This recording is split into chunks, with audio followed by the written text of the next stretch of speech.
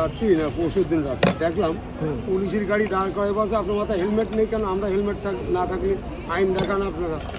পুলিশে দাঁড় করাইছে এই রিপোর্টার রায় গাড়ি দাঁড় করায়, পুলিশের গাড়ি দাঁড় করাতে বলছে আচ্ছা তোমার এত বড় সাহস বলা আবার তুমি কী করো বলো আমি রিপোর্টার।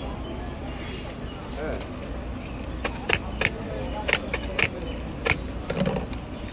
বলছে ভালো গে পুলিশের গাড়ি দাঁড়াই দারোগার গাড়ি দাঁড় করাই দিকের কাছে হেলমেট কই?